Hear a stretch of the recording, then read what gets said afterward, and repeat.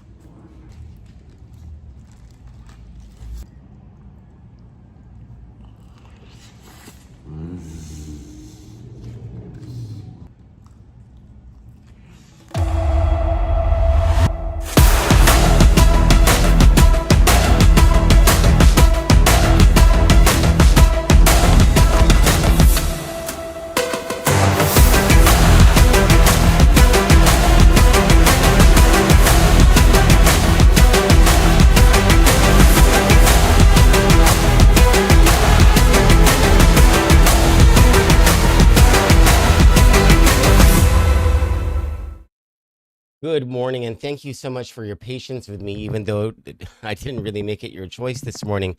You know, I tried. My name is Troy Torres, by the way. It's 8:14 a.m. on Thursday, May 21, 2026.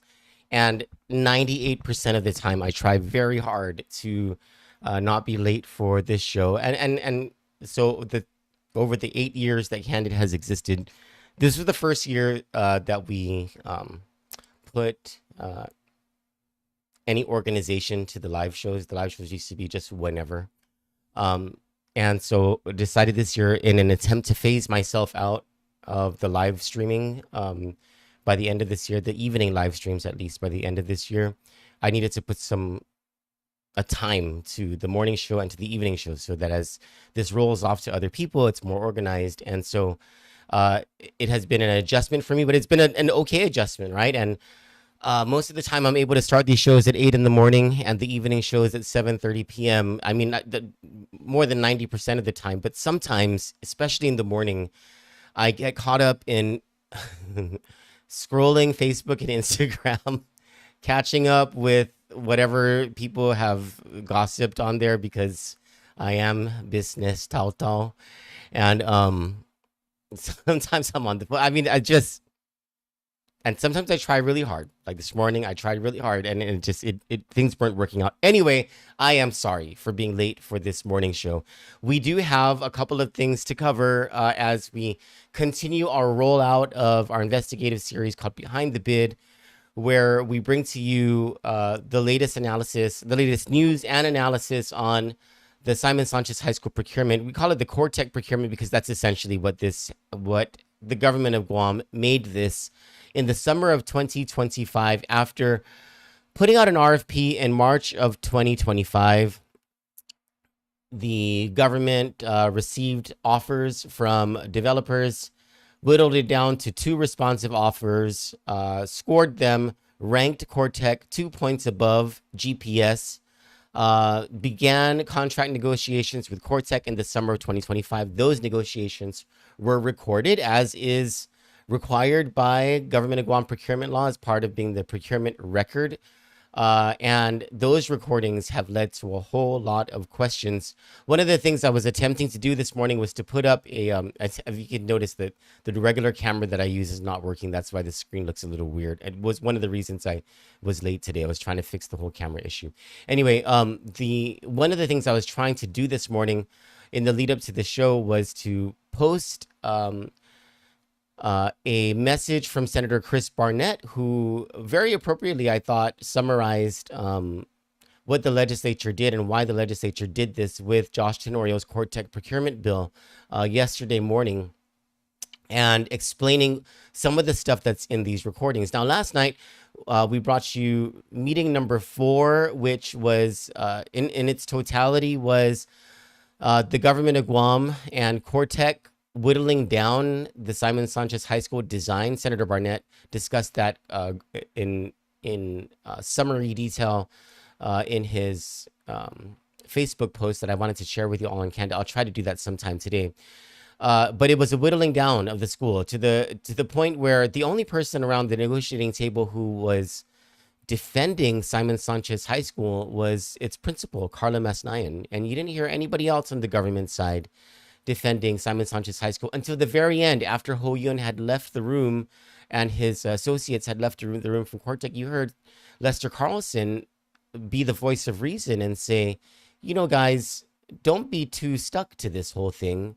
If we got to move on, we got to move on. Probably the most sensible thing that had been set up to this point in these negotiation meetings that happened in the summer of 2025. So we're going to bring you meeting number 5, where the price tag goes from 132.9 back up to $175 million. And in secret, a attempt to work out how to commit the government of Guam to 2 additional payments after the 30 years, and also more about what's going to happen with the school. That's in meeting number 5. But before that, I want to talk about, I'm in another audit, just another example by an independent, by a third party, about how the Leon Guerrero administration has spent money, this time the recycling revolving fund, and how this news comes out at the same time that we're reminded that during COVID, all that money spent during COVID, and the one place where the Leon Guerrero administration refuses to make payments to clinics that were the front line in the fight against COVID. We will talk about these things on the other side of the commercial break. I have moved the commercials up because there's only 2 parts to this show today. And also I have to play the longer commercial today. It's a 4-minute piece and it comes up. And so on the other side of this commercial break, we'll get straight to our topic. Stick with us.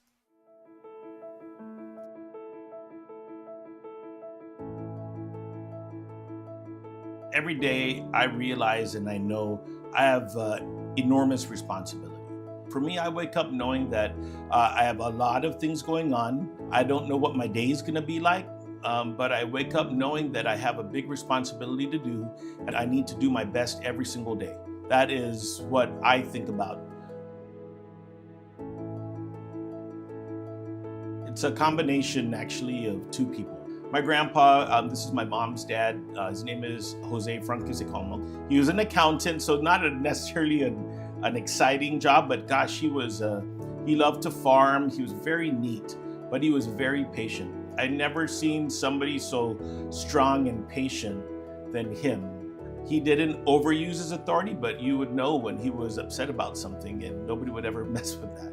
My dad, he didn't grow up with a dad. My grandpa died right after they got out of Manyangan. And in his neighborhood in Sinahanya, he's like the older brother to many of the other kids that didn't have fathers. Either they died in the war or they left the families. But from him, I learned about hard work and being humble, but also being proud of who you are and being strong.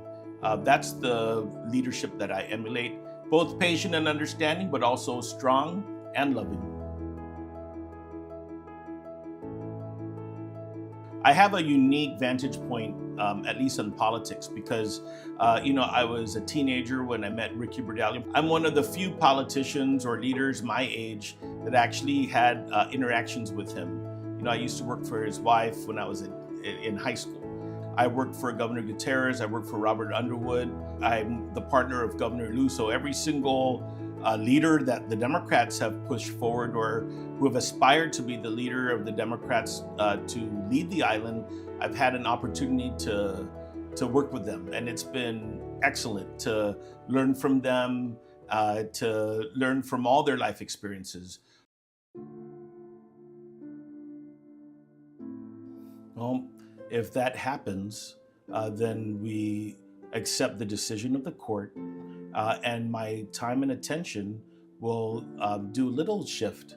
It'll include making sure that I am there to be the father figure for my nephews, to make sure that I'll do my responsibility to being a caregiver to my mom, all at the same time with fighting for and pushing the agenda of the island. And I am up to that. I'm prepared, and I won't be dissuaded in that job. What I would say is that even in your own homes, it is nearly impossible to know and be responsible for the actions of even the closest members of your family that you love and trust. Sometimes your own trust gets betrayed, but that doesn't mean that I'm going to give up or step away from my family members. I trust them that they are going to make the right decisions. And when family members don't make the right decisions, then they have to account for those bad decisions. Doesn't mean that I'm going to love them any less. It just means that perhaps things change in the dynamic of your own family. I have 3 nephews, 2 from my sister and another one that's real close to me. And I always think about being there for them. You know, that's the inspiration to do the best that I can, because I think that they're so talented. I worry about them, and I feel like I need to do the best job I can so that they are going to have the best shot in life to do what they need to do and live a good life. I'm Josh Tenorio. And I'm Tina, and we approved this message. Back in COVID,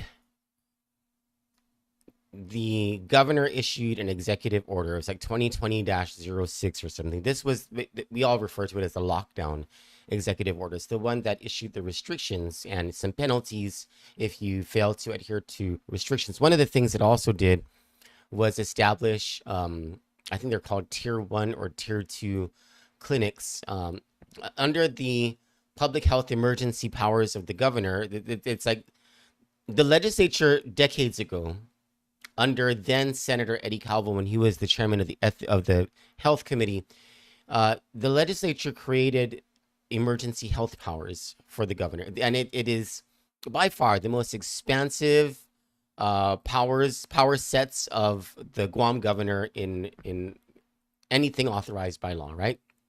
So one of the things that the governor was allowed to do, or is allowed to do during a public health emergency, is to essentially take over clinics or to order them to do things. And so that's what happened with, I believe it was SDA, FHP, and AMC, if I'm not mistaken. I know for sure SDA and for sure AMC. And I know that for sure I went to both to get, I drove someone to one. I drove someone to SDA, and I did my COVID testing at AMC. I remember that. So I know for a fact that these were COVID clinics. They were operating as COVID clinics. And, we were doing the news and all that stuff. So that's how we knew. Anyway, so remember all that money that was spent. And it was all these sole source contracts to all these businesses that also you'll find on the Leon Guerrero Tenorio, on the Lou and Josh campaign expenditures and contributions reports. Same people giving donations, same people getting sole source contracts during COVID. It's hundreds of millions, billions of dollars that were spent during that time, right? And under the Emergency Health Powers Act, there was a lot of procurement that was done, that was authorized to be done sole source. There was nothing illegal about it. Highly unethical, most likely. Some illegal stuff, probably. It's just never been charged, right? Anyway, one of the things, and so you would think though, right? Like, okay, so crony contracts, whatever, that's politics. I mean, if you want to think that way, right? Some people do think that way. Oh, that's just politics. That's just the way stuff is. That's not how I think. Like, call me Pollyanna or call me idealistic or naive. I just don't think that kind of stuff should exist. I don't think there should be cronyism. And I think that we can get rid of cronyism. And I think that there are honest people out there who should run for office, and maybe some who are running for office who should be elected. But that's not for me to decide. That's for you, the voters, to decide. And I swear, let me not take the Lord's name in vain. I swear, though, that judging by the last several elections, there are a lot of stupid voters in Guam. So anyway, you would think that at the very least, if there's going to be cronyism, if people are going to get contracts because they're closely related to, in some form or fashion, the governor, the lieutenant governor, the whoever, right? That at the very least, we're going to spend money on the medical side of things during a public health emergency, during a pandemic. Turns out that at least 2 of these clinics have had to sue because they were taken over by the governor, by order of the governor. They provided these services, millions of dollars in services that whoever has owned these clinics has had to foot the bill on. And the governor, the administration have decided we're not going to pay them. We're just not going to, we don't owe them. And so AMC, and if I'm not mistaken, it's SDA, both have taken the government of Guam to court. And recently there is news that that the parties have agreed to enter into mediation. And it's like, this entire time that this has been litigated, because this comes at a cost to the government of Guam. And if the government of Guam loses, it's going to come at a severe cost to the taxpayers. And the people who make these decisions, they're not worried because it's not their money, right? So they are going to enter mediation, even though it is possible the governor can just pay these people.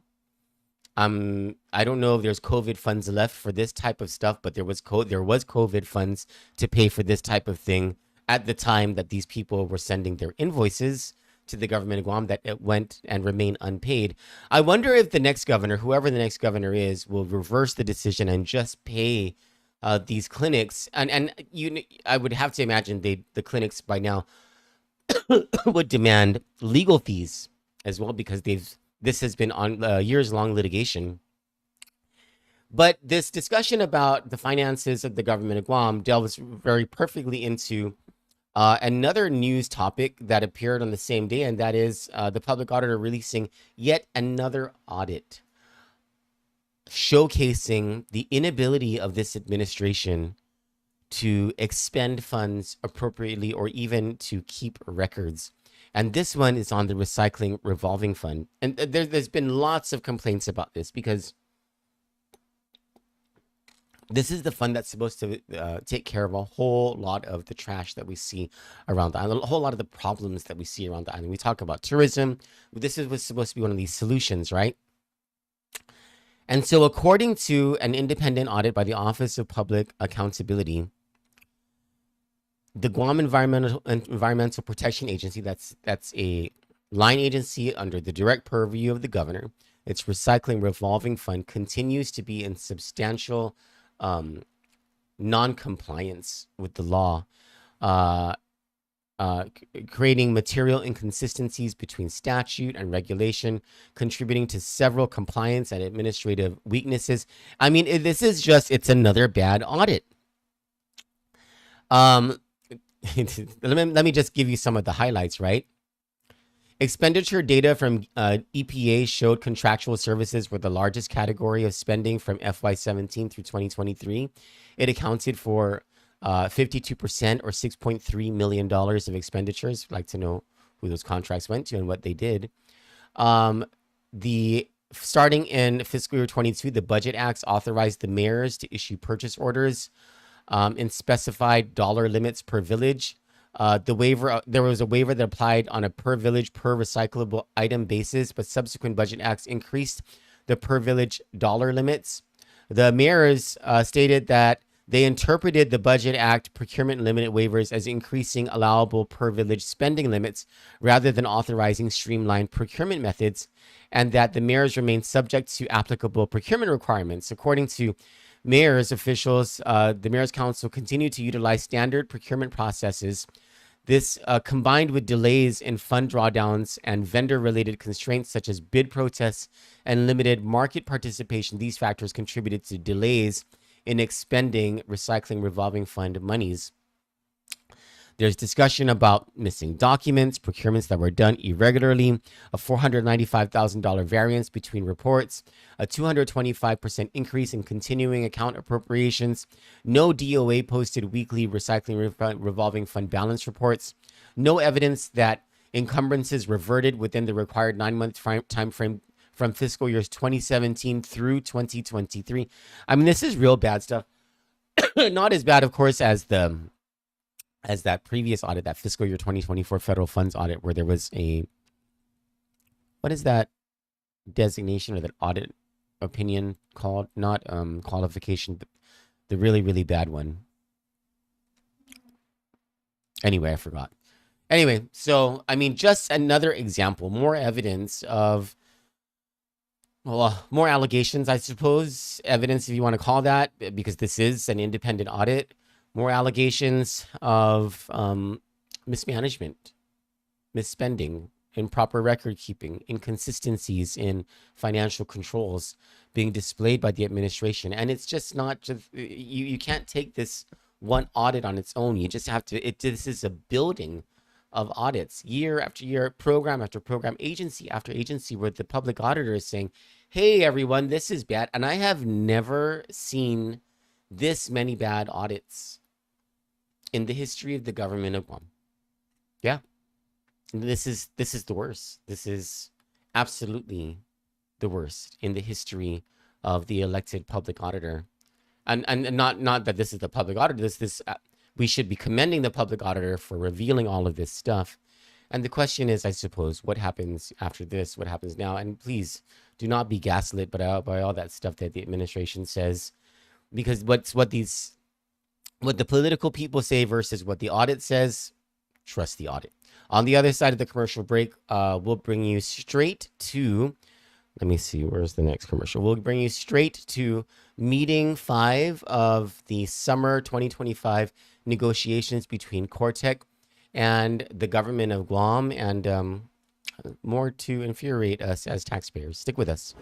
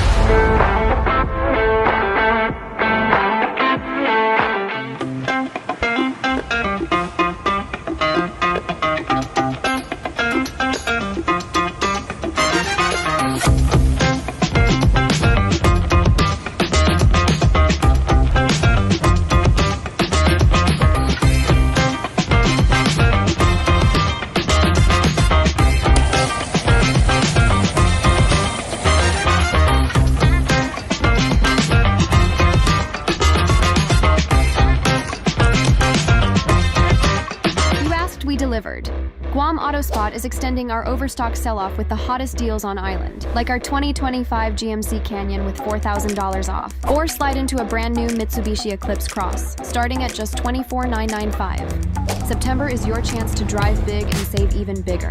Visit us today or get pre-approved online at guamautospot.com or call 478-AUTO. Guam AutoSpot, where the savings never stop. Like that. Like that, like that? Go to- Got it.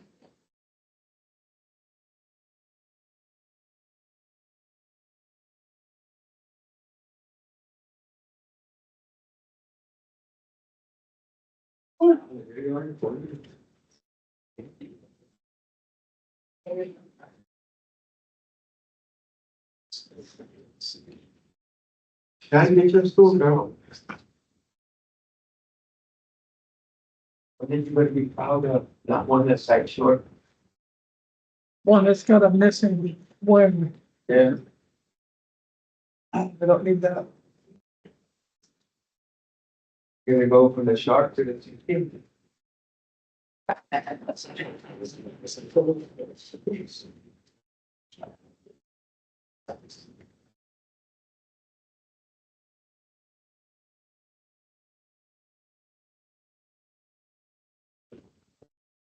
Lee, why did you make it rain?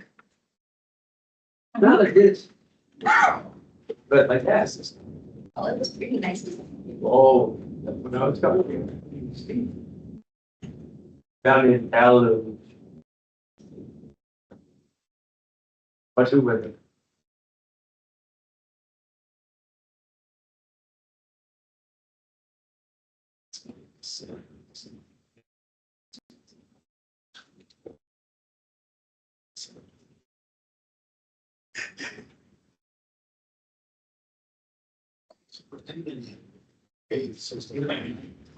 He was proud. Yeah, this is also money. Just meeting all the time. Just 2019 annual coffee with school. I really like privilege tax again. I did. System. I think she was gone. She was so then since all the 19. Joel, can you make sure all the signs are what they got? But I think it was not. That's supposed to be. It's a very. Oh, they're both great. It's a little. Singing a couple of those words. And we went to GMH. I'm talking to this here. What do they do? Yeah. It's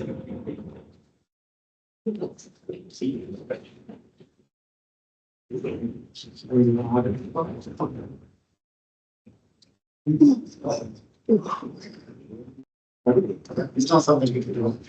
Oh, no.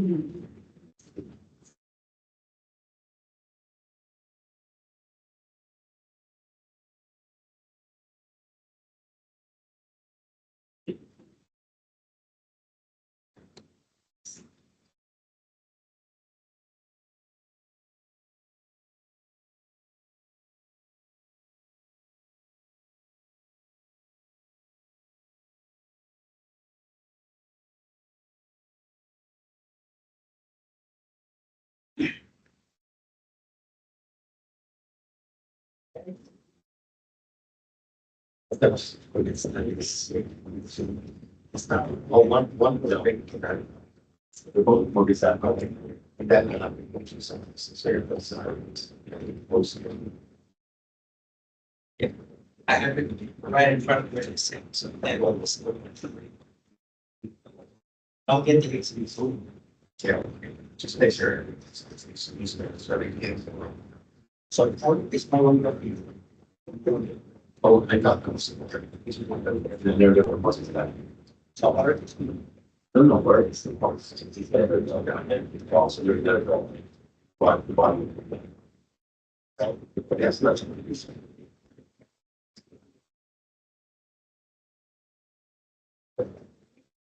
The Congress is good. Yeah, but the agency. I'm not it's back there with the agency. Step in, but see in their office. I just already.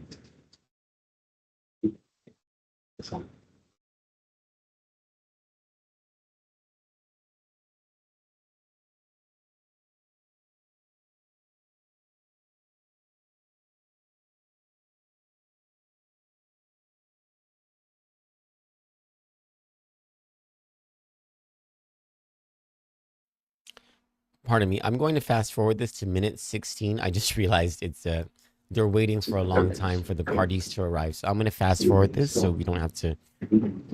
Yeah, anyway, let me fast forward it.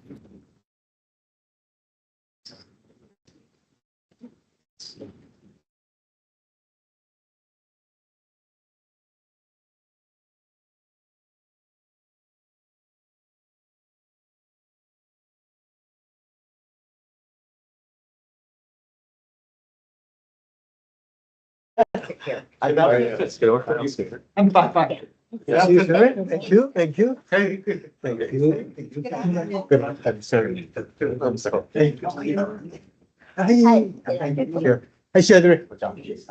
I'm good. Good. Thanks.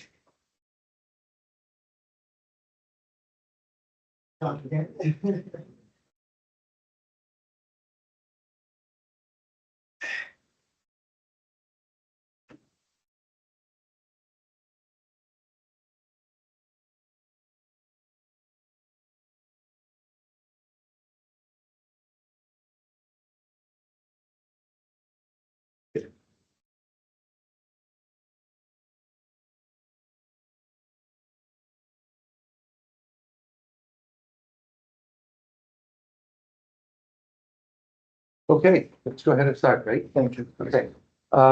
So I sent you a letter on August 15th, Yes, right? Basically outlining our final position, and I know you have that. Yes. Looked it over and everything. And then we received a letter from you, although it's unsigned, I'm gonna show, assume it's. Okay. So it's the same letter, right? yes, Okay, and I don't okay. need a signature. Okay, that's fine. Yeah. Well, thank you. Thank you. Okay. I have one more left.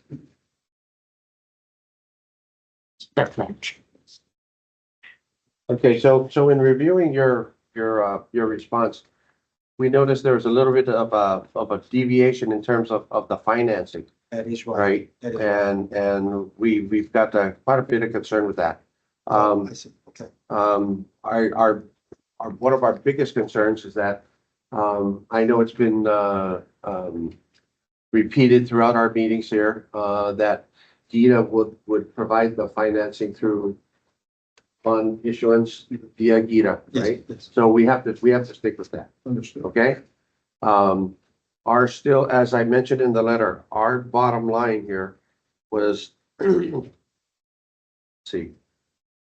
Our bottom line was the facility, taking care of the students, the design, inclusion of C-wing, FF&E, and the total cost of construction cannot exceed 143. So that is our position. That's where we stand. We've met as much as we can, going through all these scenarios and what we have faced with us. We know that there's an effort to provide an appropriation of 16 mil for this current fiscal year as well as next current fiscal year. We don't know if that's solid. At this point, we cannot rely on that 16 mil. So where we stand today is we have construction cost funding of $143 million. And that's, if we were to sign a contract, that's all we can certify today. If the legislature sees fit to come up with an appropriation for 16 million for this year or for next year, we can address that at that time for construction funding. Today, as we sit here, all we have is 143. So I need to, I read that you mentioned this is your final, right? So I guess I'm going to ask you is final. Can you complete the requirements as I've stated in my letter to you of August 15th? Well, let me understand.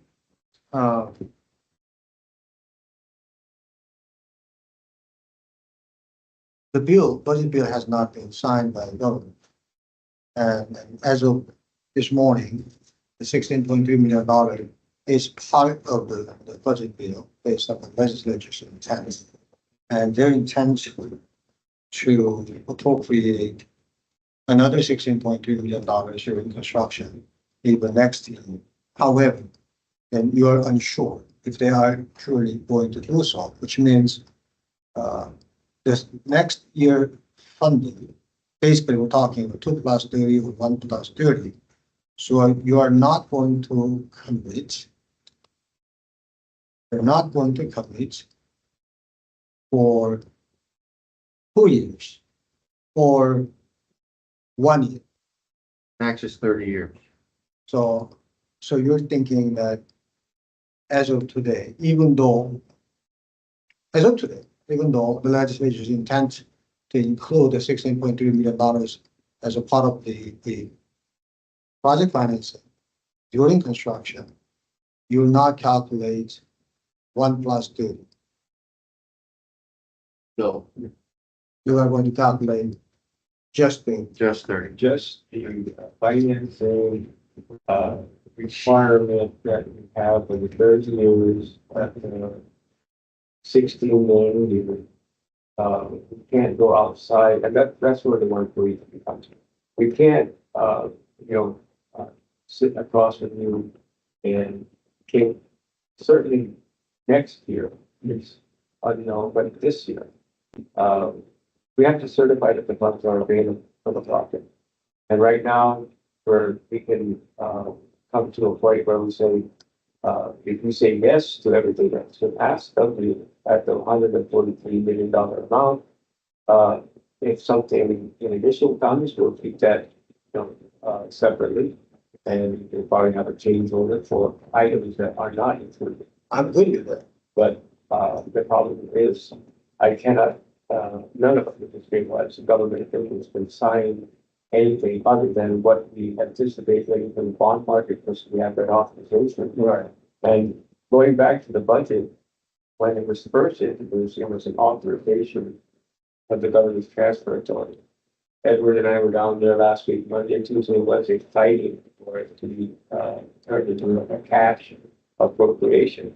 Only Thursday, did they actually make the change. Yes. But you also have to be, can't lose sight of the fact that this budget bill takes the PPT down to 4.5%. And there's a statutory, provision that, in 27 takes it down to 4%. That's right. So the odds of us being able to get, the second $16 million is really like slim and none, because our revenues will have by that time gone down by at least $80 million. And where are you going to get 16 when you don't even have the 80? So just being, very cautious. We cannot commit to year 2. And as far as year 1 is concerned, there are, the governor is going to have to take a real hard look at that bill, because it's got a lot of things in it that are contrary to what her, fiscal, requirements and the release of it. It appropriates money from, FY23, which we're okay with, FY25 that we're not even done with, and FY26. That we haven't even started. It is, it's to be irresponsible. So the odds of getting something, in year 1, have kind of dwindled, even though we fought for it. I mean, the two of us, it wasn't there, and we fought to get it included. But I don't see it as being, something that we can actually, put into and, sign a contract including that money. I think it would be just disingenuous on our part to do that. So how about this way? So why don't we structure the scope of work overall, basically everything that the stakeholders, including the principal pilot, addressed with the help of the TRMA. So with 2+30, we commit that we can deliver. We can actually make the basic contract plus change order 1 contingent upon the passage of the budget bill 2026. Within a month or 2, you will know. So we can incorporate that as a change order 1. And the second part can be added exactly 14 months from today. We will know. Is that acceptable? What are we getting? Including change order 1 and change order 2, everything that we have discussed, all this requirement item 1, 2, 3, and 4 will be included. Okay, but what we're saying is, if we got change order 1, it would have to be for special scope items. Right. That are not in this, like the auditorium, like this, so things that are not here. I see. Because we're also concerned about, You mean to say everything has to be included in the basic contract with the 30 years? I don't think that's possible. Just the base building it's for 143. He's going back to your. Yeah, the base of the building. No, but the question is all wings, including C wings, and Right. everything. It has to be done only with the 30 years of Right. debt service. 30 years, 143. I don't know. I honestly don't know. I don't. And if by chance or the legislature does not, say if the BPT stays where it's at and there's money and they do appropriate 16 mil for next year, 16 mil for 2027, and that's available for construction funding, that would only be available for Special school. special scope additives, You're right. like the auditorium. Now, if you can build that into the pot of money and build everything, then that's on you. You know what I mean? Okay. The timing of the decision. When do you think that the final budget for 2026 current one will be finalized? They're supposed to vote tomorrow, Right, and the governor has 10 days to review and make a decision. okay. Okay, By law, they have to pass a budget by the end of the month, and, right? They'll have met that by passing something, whether or not it gets signed into laws of the district. Sorry. so within this month. So will you please wait for at least end of this month for us to have a better information? Is that fair to ask? What we're saying is if you do, if we're able to get the additional $16 million, Yes, that it doesn't necessarily matter because these items here have to be part of what it is we're agreeing to at the 1.3. why does it have to be that way?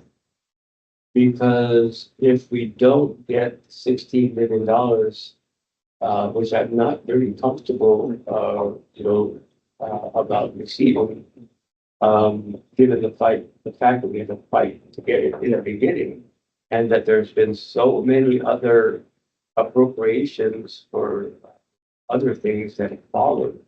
I'm not really sure that their appetite is going to still be there to do this. I see. And, there are items in the design that are outside of what we're calling the base, bid that we've provided to you. Again, the auditorium, solar, the landscape, the irrigation, and the credit recovery village. It would be, in our best interest, if what we got was a contract to do A, B, C, 2,000 students, 87 classrooms, FF&E, and 1% of the arts for that $143 million number. And if the legislature gave extra money, it would be more function, more facilities to the school.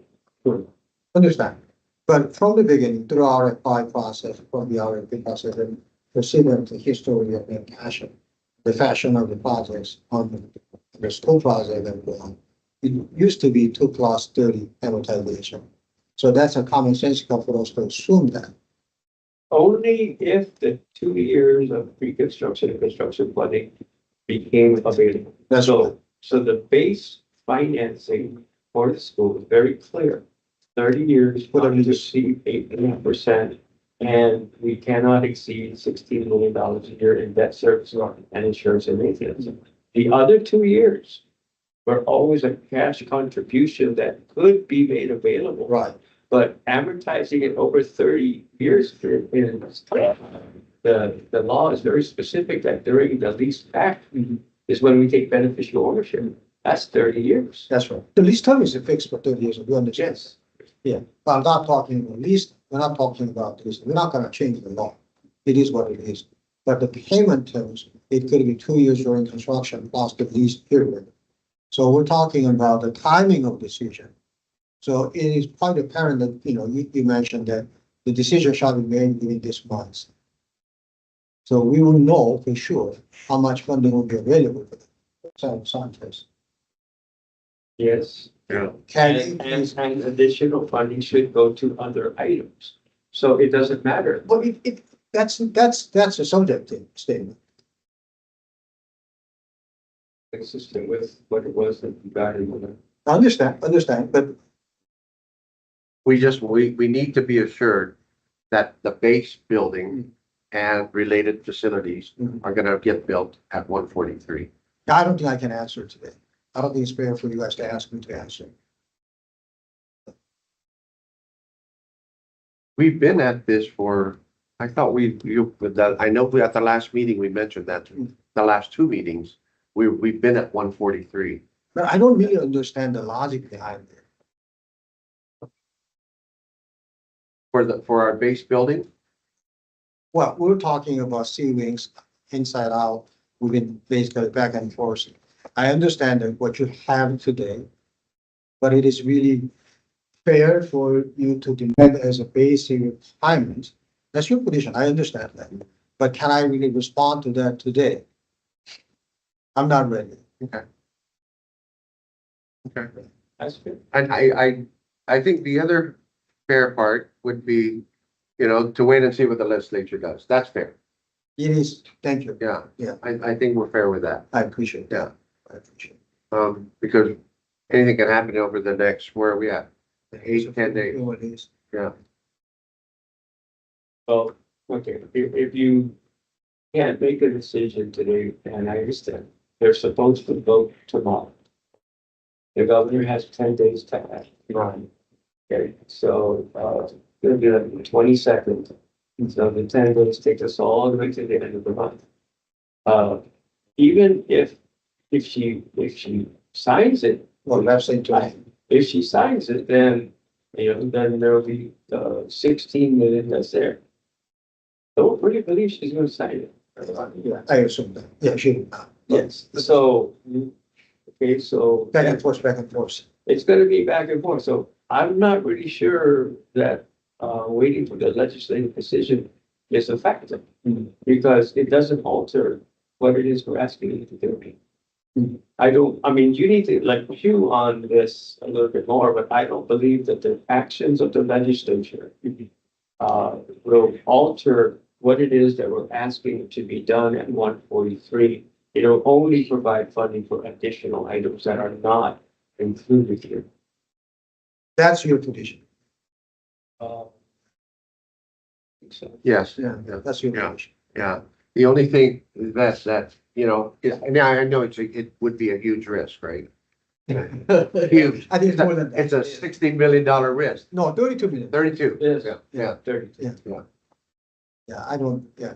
And again, so, if she loses this fight and the BPT goes from 4-5 to 4-9, then to 4, the odds of getting another $60 million in 2027 are like slim and none. So, I mean, understanding that situation that is very real, because they do have the votes. No, I understand.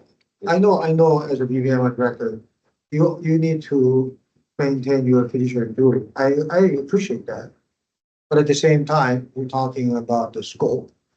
Financially, it's really feasible for any contractor to perform.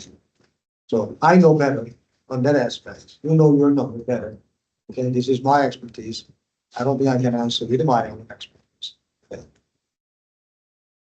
What are we looking at? So in your standpoint, this is the must item. Yes. Why so? Well, a lot of this design has been put together over the last 5 years? About 2 years. 3 years, right? It's gone through the student Simon Sanchez, gone through the parents, it's gone through the staff. Expectations are high. What's that? Artist renditions have been handed out. We've had a number of public activities to detail that the new Simon Sanchez is coming. Fair enough. And we can't have a ribbon cutting where we don't, we get it at the very beginning. It's a Mercedes Benz. We're trying to cut back, especially with the addendums, right? So, Okay, we need this school. I accept that. But one condition. So compromise item 1, 2, 3, and 4, but item 5 it's not a must. If you actually put it in, may not exceed. So the rest of the basically contains the must, but not item 5. That said, why 31 cannot support this wish list? Why, I'm sorry? 31, the payment. The Oh. initial payment, the first initial payment. Mhm. First of all, the public law makes specific reference to the design that was commissioned by TRNA, so the expectations are there. Number 2, the financing portion, just that financing portion of a 30-year lease back period when you're supposed to get beneficial occupancy of the building. And we have maintained that the lease payments that will be full principal and interest will be like 11.8 million a year. And that provides about, 4.3, 4.5 million for insurance and insurance. So during the lease back period, we have sufficient funding in the appropriation to cover the debt service and a insurance and maintenance requirement. That is why we're stuck with this, because we have given up a lot already. We have given up the auditorium, we have given up the credit recovery building, we've given up the solar panels, we've given up a lot of what it was contained with the design. And the expectations are there, including having been part of the public law. So we need to provide the facilities that were either as designed or incorporated but at least physically present there. It didn't have to look exactly like it, but you had to have all the elements in it. I think that was pretty clear. And then the 2,000 students was part of the RFP. The desire for. No, we're okay with item 1, 2, 3, 4. We understand. Yes, but see, all of those adherences to the public law are what it is that predicates and it substantiates what it is that we're doing. No, I understand. But you're not really actually answering my question. May not exceed. Answering your question, the problem is you want me to believe that the 31st year should be part of this. Could be part of this. It could be, but it's not here. I don't have it. Okay.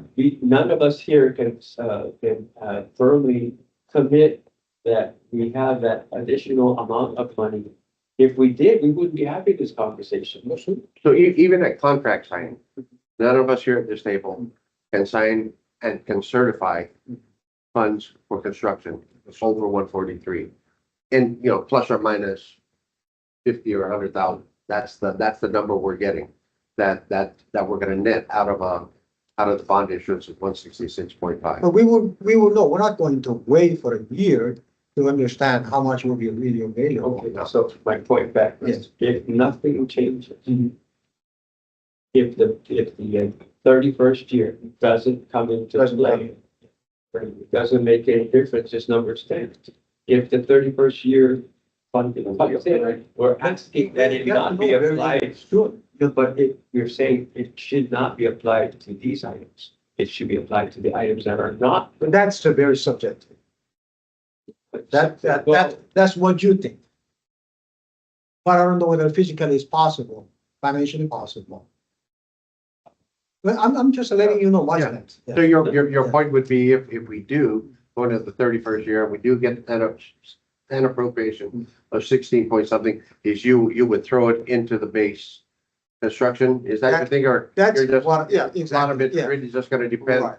on where you are with construction or design? In other words, you don't need to corner me as of today with the totals. Yeah.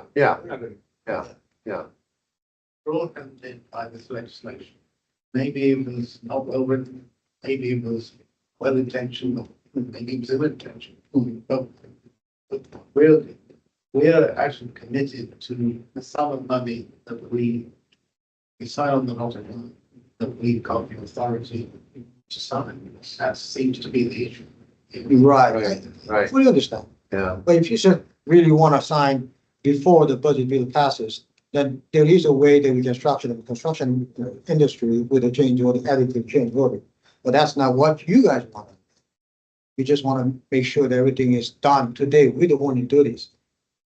That makes it very difficult. It's kind of been that way for the last few times that we've been. Yeah. We've been pretty Understand. persistent in saying that this is what we want. And in the last meeting that we had here, we're also very consistent with thank you very much. Because you would have been consistent saying, I can't do it. I'm not going to. As of today, we know for sure item 1, 2, 3, 4, because last week we had a confirmation from TRMA what will be included, followed by your letter. So we know exactly what needs to be based. We just don't know how much you will be supporting this task. How much what? How much basically 1 plus 30 or 2 plus 30 or just Right, straightforward understand. 30. So I agree with your scope and Yeah. that's your prerogative. Yeah. That's basically a proposal that you put it on the table. It's just a matter of actually funding, not exactly why you should. We don't play with numbers. So it's just a matter of the funding mechanism. But soon we will know what will be really available. I mean, you could, theoretically, you could play it out, right? That we move forward to it somewhere in October, November. Maybe the BPT reduction doesn't pass, doesn't go through. And there's 16 million available. Will be thrown into the pot. Yeah. Right? That's what I've been expecting, but Yeah. no, that's why I came up with an idea with additive change order, deductive change order, like which way I'm flexible. I'm willing to do all the design work with anticipation that it will pass, but if it doesn't, it's okay, that's just burn your money. I'm okay with that. Can't deliver what we're asking for.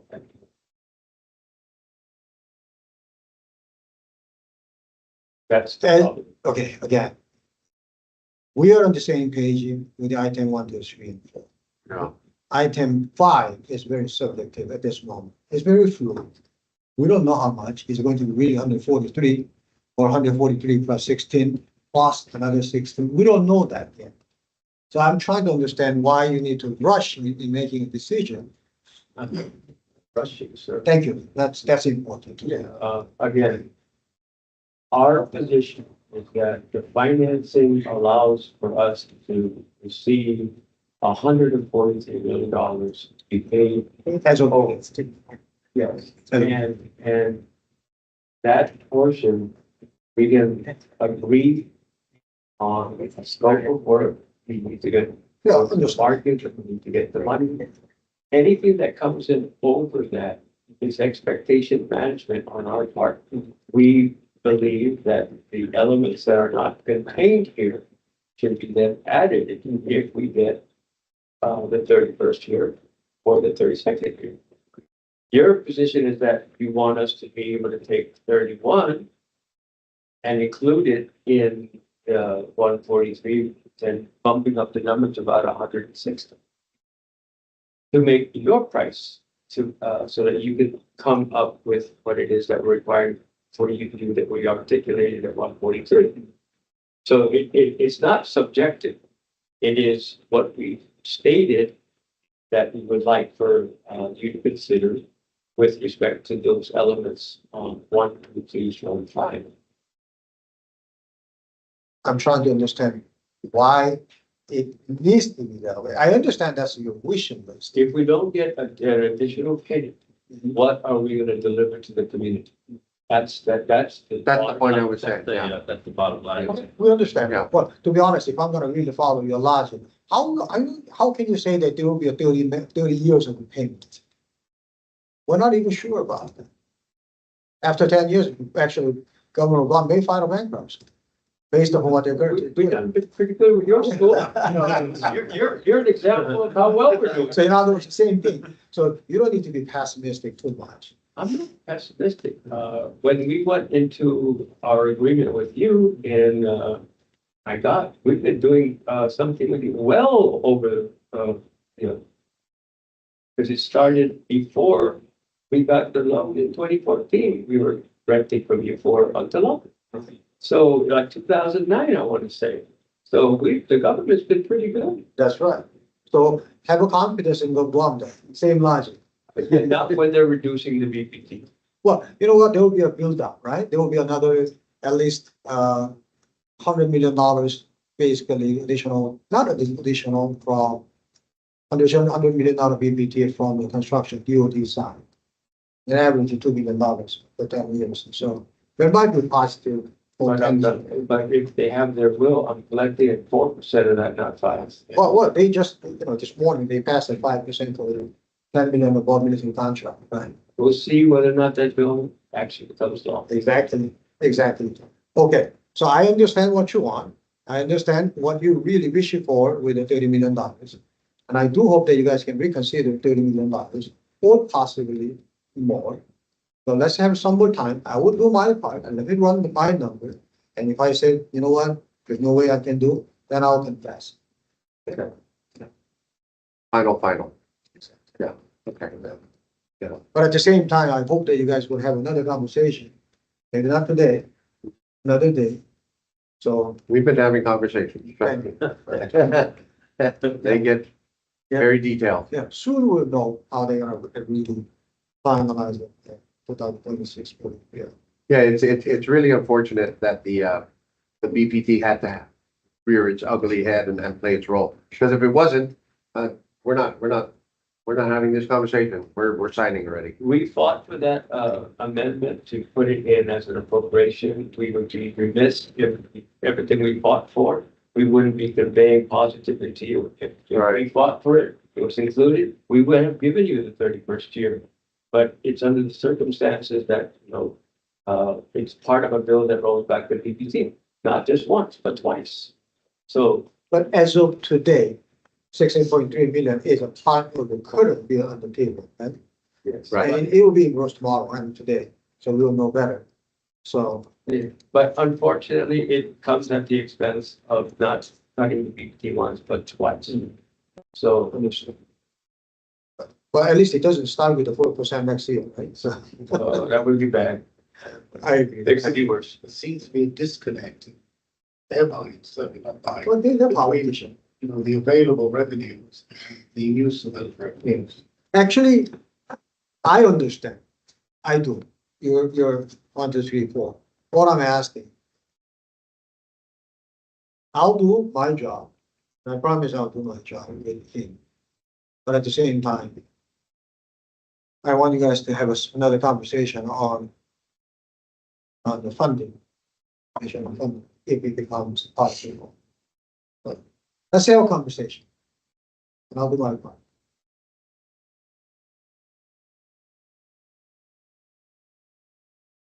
Hey.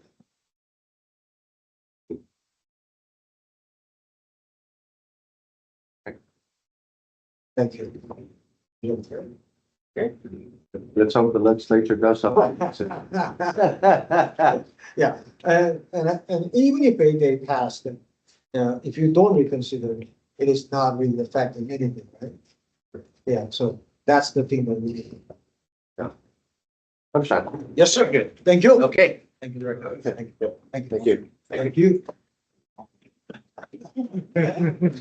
Fantastic. I mean, finish. Yeah. Take care. So Thank you. for the night. Thanks, guys. Thank you, sir. You signed this already? Yep.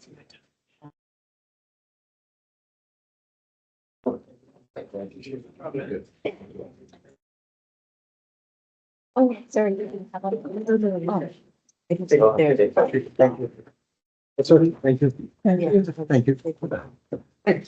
So either there is just. Thank you. Appreciate it. Thank you. Thank you. Take care. Thank you. Oh.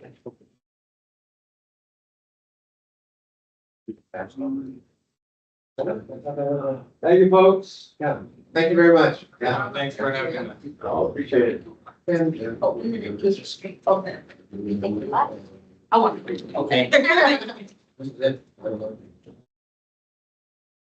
More we work on it, the slower it gets. End of the month. So will we see them digging a hole by September? No. No. Yeah. Will still be happening.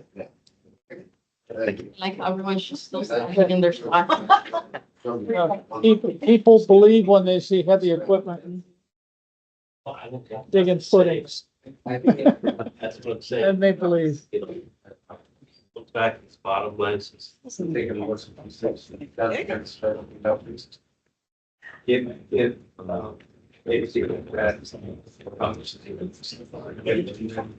Yeah.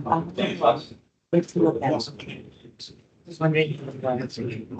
Six.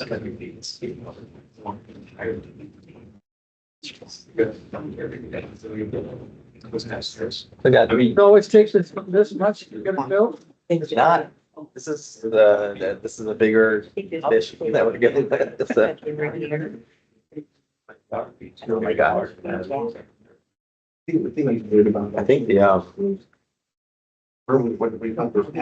yeah, I think it's Why are we? something more complicated than Well, I it's also That seems some to, unfortunate you know, timing. supposed to just give them a Yeah. lump sum of money and he builds what he can. Yeah, but.